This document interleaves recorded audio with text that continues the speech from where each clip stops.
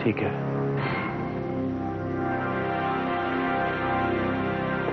कहाँ चली गई? ये क्या हो रहा है? नहीं तो ऐसा नहीं कर सकते। तुमने तो मुझे जीवन दिया है। मैं तो एक लाश थी। तुम्हारी वजह से मुझे नया जीवन मिला है। जिंदगी देने वाला कभी जिंदगी छीनता नहीं।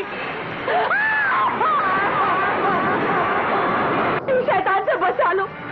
बस मेरी जिंदगी को इतनी मोहलत दे दो कि मेरे दिल के गहराइयों में छुपे हुए राज मैं महाराज और महारानी तक पहुंचा सकूं।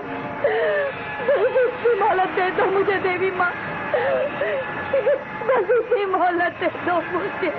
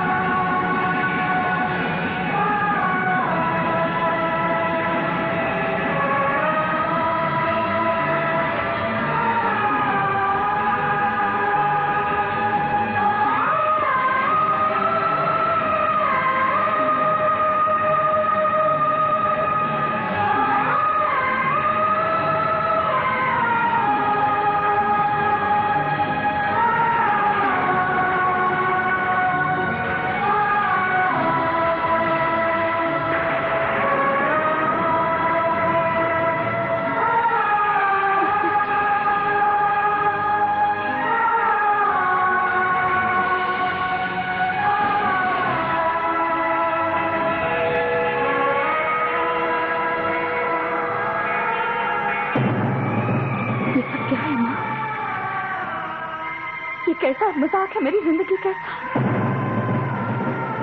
सुकून भरी मांग को मैं शनि का अभिशाप समझूं? ये आपका आशीर्वाद।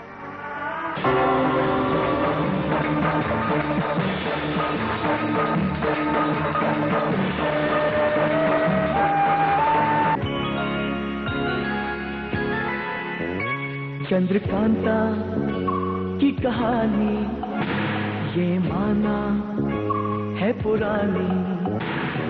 नौगढ़ विजयगढ़ में थी सफरा, नौगढ़ कथा जो राजकुमार चंद्रकांता से करता था प्यार, चंद्रकांता से करता था प्यार।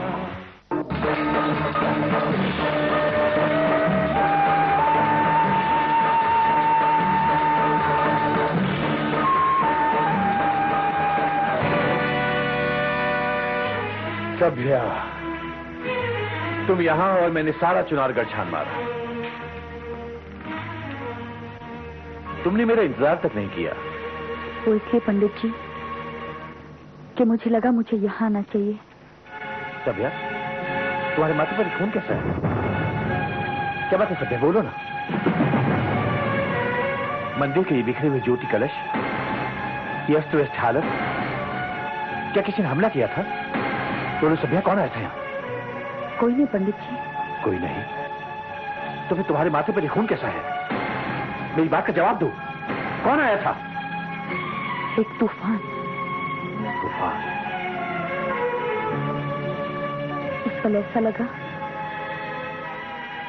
जैसे कि इस तूफान में मेरा सब कुछ बह जाएगा। फिर?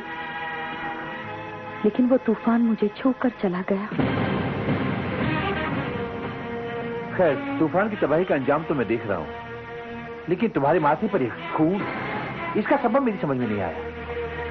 इसमें समझने की क्या बात है पंडित जी? तूफान आएगा तो तबाही शक्तियां लाएगा। अचानक चारों तरफ अंधेरा हो गया। हाँ, उसके बाद तुम गिर पड़ी होगी।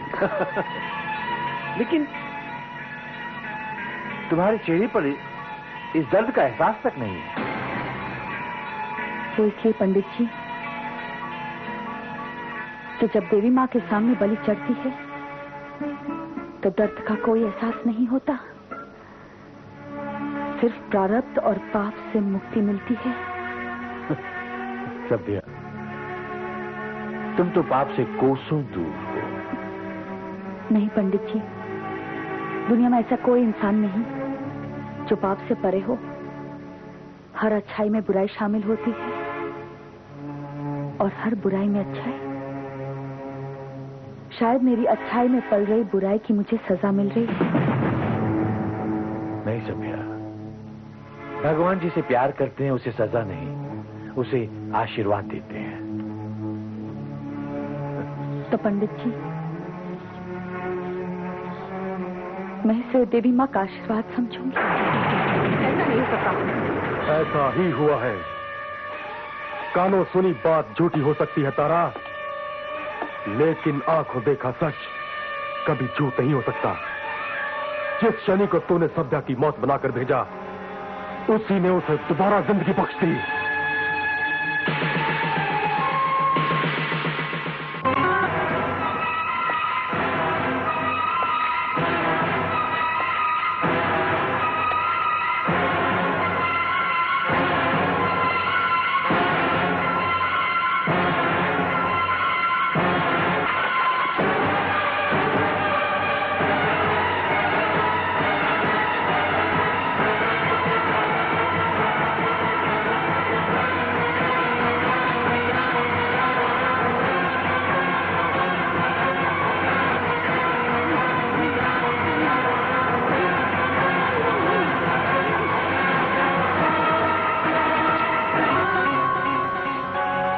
तुम इत्तेफाक एक बार हो सकता है, 2 बार हो सकता है, लेकिन हर बार नहीं हो सकता। शनि के जाने के बाद पंडित जगन्नाथ जी मंदिर में आए। फिर क्या हुआ? उसे सारी असलियत मालूम हो गई होगी।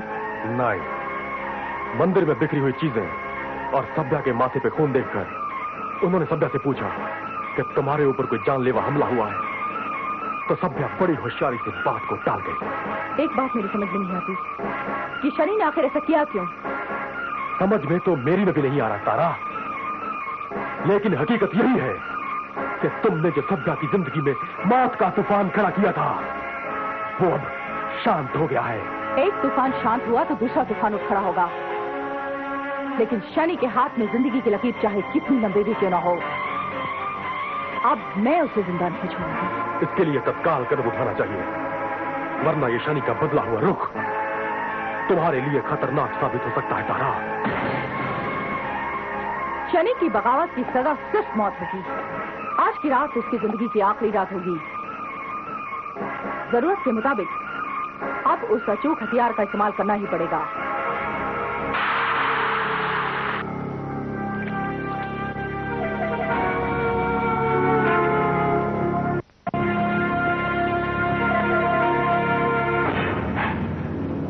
ये ऐसा विष है जो 5 तत्वों को मिलाकर बनाया गया है। ऐसा विष समंदर मंथन के बाद भी नहीं पैदा हुआ था। जैसे ही ये तीर शनि के जिस्म में उतरेगा, वो हमेशा के लिए मौत की नींद सो जाएगा।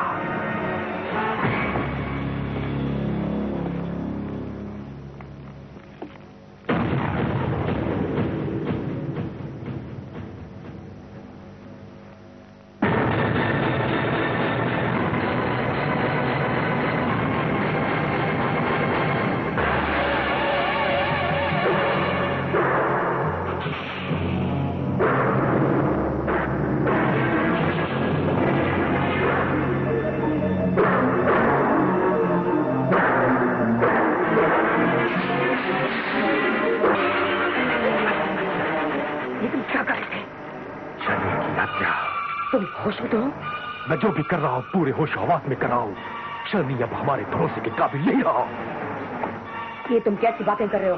शनि ने सभ्या को जिंदा छोड़ दिया है आजकल ये भी तो हो सकता है कि ये भी एक इत्तेफाक की बात हो।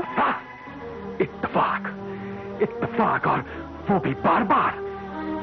तारा ने अब यही फैसला किया है कि शनि को अब खत्म कर दिया जाए।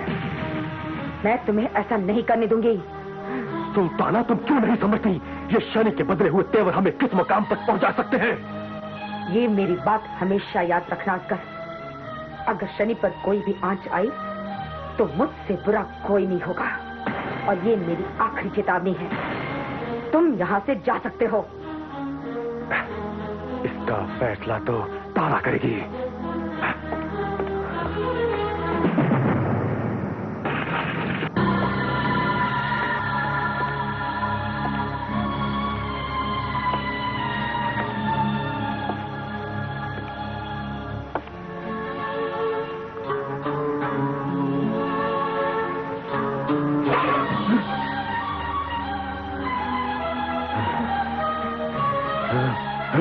मैं तुम्हें आगाह करने आई हूँ। अब तुम चुनारगढ़ में महफूज नहीं हो। वो इसलिए कि तारा ने अभी अभी तुम्हारी जान लेने की साजिश की थी। ये तो गनीमत है कि एक वक्त पर मैं वहां पहुंच गई और तारा की साजिश नाकामयाब हो गई। वरना तुम उसके अचूक वार से बच नहीं सकते थे।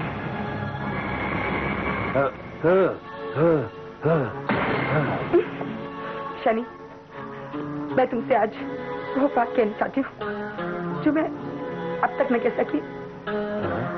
आज तक मैं सिर्फ तुम्हारी ही जीती रही, और अब जो मरूंगी वो भी तुम्हारी खातिर होगी। शनि, तुम्हारी इस क्यों का मेरे पास कोई जवाब नहीं है, क्योंकि मोहब्बत में क्यों का कोई जवाब नहीं होता। तुम नहीं जानते, मेरी जिंदगी में मोहब्बत की कोई गुंजाइश नहीं। गुंजाइश है तो सिर्फ नफरत की। मुझे पूरा विश्वास है कि तुम भले ही मुझसे मोहब्बत नहीं करते, लेकिन मैं यकीन के साथ कह सकती हूँ कि तुम मुझसे नफरत भी नहीं करते। इसी मोहब्बत के जज्बात की वजह से मैं ये बर्दाश्त नहीं कर सकती कि कोई भी किसी किस्म का तुम पर हमला करे। शनि, तारा बहुत खतरनाक हो चुकी है। हाँ, हमें होशियार रहना होगा।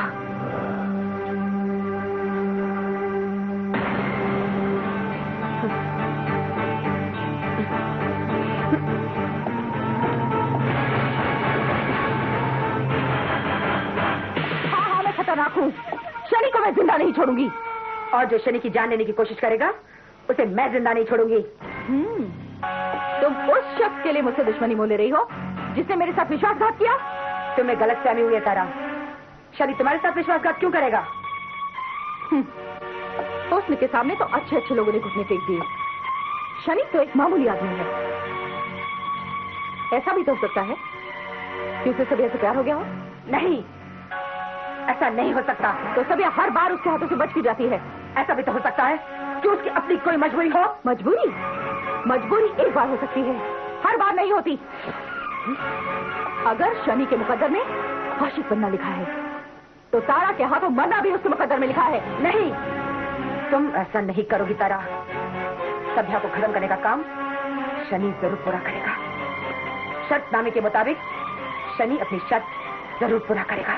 ठीक है, मैं उसे एक आखिरी मौका और देती हूँ, लेकिन अगर इस बार भी शनि ने शर्तनामे को भूलकर सभ्या से कोई रिश्ता जोड़ने की कोशिश की तो मैं जिंदगी से उसका रिश्ता तोड़ दूंगी। सभ्या, क्या बात है पंडित जी? आप इतने उत्तेजित क्यों नजर आ रहे हैं? क्या महाराज के साथ मुलाकात का समय तय हो गया? नहीं, मैं वहीं से आ रहा हूं। मैं महाराज से तुम्हारी मुलाकात करवाना चाहता था, लेकिन फिलहाल वो रास्ता ही बंद हो गया। क्यों? क्या हुआ? तेज सिंह के फरार होने का शक महाराज को 2 व्यक्ति पर है। कौन से 2 व्यक्ति पर? क्या महाराज का शक मुझ पर है? लेकिन जो पहरेदार मेरे खिलाफ गवाही दे सकते थे उन्हें तो मैंने मार डाला था। महाराज के शक के दायरे में दूसरा कौन है? महाराज का शक तुम पर नहीं, बद्री और मुझ पर है सभ्या। क्या आप और बद्री? हाँ, महाराज का कहना है कि बद्री ने उसे फरार कराया है तो वो तेज सिंह को कभी पकड़ के नहीं लाएगा, और अगर वो उसे पकड़ के ले आता है तो इसका मतलब तेज सिंह के फरार होने की जिम्मेदारी बद्री पर नहीं, मुझ पर है। मेरी गलती की वजह से महाराज और आपके बीच गलतफहमी हुई है, ये मैं कभी बर्दाश्त नहीं कर सकती। मैं जाकर महाराज को सब कुछ साफ साफ बता दूंगी। तुम ऐसा कभी नहीं करोगे सभ्या। क्यों? इसके दो कारण हैं। क्या? क्योंकि इस गद्दारी का जिम्मेदार अगर महाराज तुम्हें ठहराते हैं तो तुम पर से उनका विश्वास हमेशा के लिए उठ जाएगा, और तुम जो तारा का राज फाश करने वाली हो उस पर महाराज कतई यकीन नहीं करेंगे, और तारा का शिकंजा महाराज पर और भी ज्यादा कस जाएगा। लेकिन महाराज के करीबी होने के कारण आप तो ये गलतफहमी दूर कर सकते हैं ना? नहीं सभ्या, संदेह और नाराजगी के कारण महाराज ने मुझसे मिलने पर भी बंदिश लगा दी है। जब तक तेज सिंह के फरार होने का जिम्मेदार और राजदार व्यक्ति महाराज के सामने पेश नहीं होता तब तक ये गुत्थी नहीं सुलझ पाएगी। ये गुत्थी सुलझाने के लिए ही मैं महाराज के सामने पेश होना चाहती हूँ। सभ्या, मुझे पूरा यकीन है कि बद्री के वापस आते ही ये गुत्थी अपने आप सुलझ जाएगी, क्योंकि वो शर्तिया तौर पर तेज सिंह को गिरफ्तार करके लाएगा। मेहमान, दलपति देवता के हुक्म से ये वस्त्र आपके लिए। आप स्नान कर लीजिए। रख दो।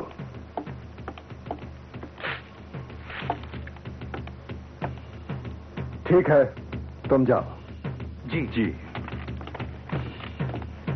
केतकी, ये मेहमान नवाजी तो ठीक है, लेकिन मौत की तलवार फिर भी हमारे सर पे लटक रही है, और इससे पहले कि ये हमारे सर पे गिरे हमें यहाँ से फरार होने का रास्ता निकालना ही पड़ेगा। हाँ। तुम ध्यान से सुनो, आज की रात कैसे भी। मेहमान, दलपति देवता ने फल आपके लिए भेजे हैं। ठीक है, रख दो और तुम जाओ।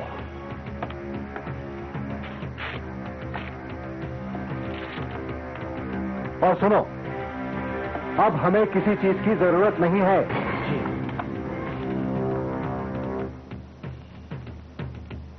मौत के बदले में इतनी जबरदस्त मेजबानी,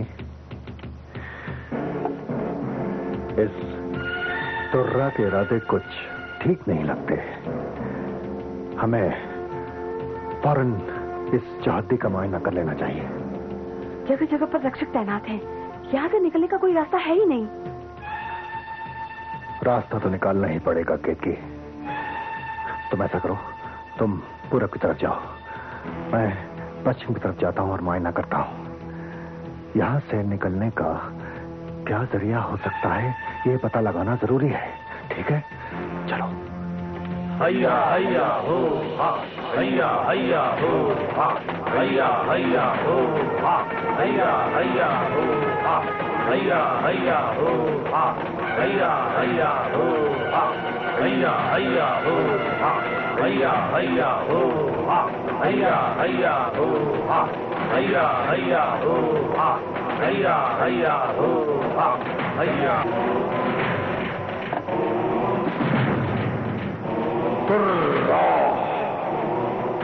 यार, तुम्हारी खातिरदारी में कोई कमी तो नहीं रह गई? दलपति जानना चाहता है कि अगर कमी रह गई हो तो बोल डालो। कमी का तो सवाल ही पैदा नहीं होता, बल्कि ये कहिए दलपति देवता कि खातिरदारी कुछ जरूरत से ज्यादा ही थी। तुर्रा! ऐसी मेहमान नवाजी हमें जिंदगी में नसीब नहीं हुई। तुर्रा! दलपति का दिल